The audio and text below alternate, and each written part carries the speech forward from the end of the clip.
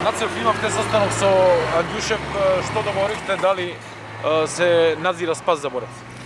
Да, само што ни заврши состанокот со господинот Кочо Андјучев, договоривме дека ќе го отстапи клубот, акционерското друштво Борец 1919 без никакви трошоци и без никакви проблеми.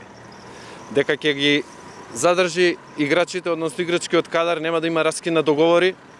Се до понеделник, кога ќе седнеме, ќе разговараме сите заедно новиот состав на управата на фудбалскиот клуб и господинот Кочо Ангјушев во присуство на фудбалерите.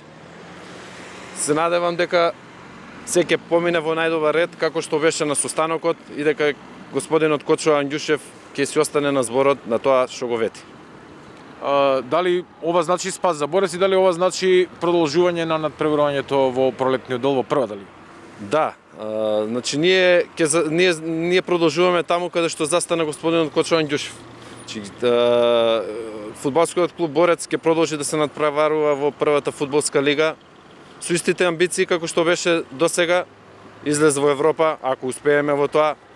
Ако не, се надеваме дека понатаму, односно следната сезона, веќе ќе направиме подобар состав, уште ќе бидеме уште посилни и ќе го бркаме оној резултат што беше зацртан уште од господинот Кочо Андјушев, излез во Европа. Тренажниот процес продолжува?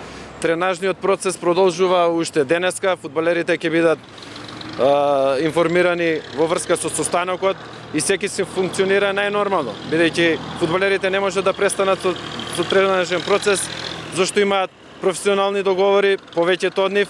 Значи договорите се активни, без разлика што се менува финансиската конструкција во клубот, они имаат подпишано со фудбалскиот клуб, така да секи си функционира најнормално и ќе продолжи се како што беше досега. И за крај сакам да додадам во името на ветераните и во името на градот едно големо благодарност до господинот Кочо Андјушев за досегашната финансиска работа која ја даде во фудбалскиот клуб Борец и за коректниот однос кој го имавме сега на состанокот, што ни овозможи и тоа што го баравме, односно тоа што го баравме ни го даде.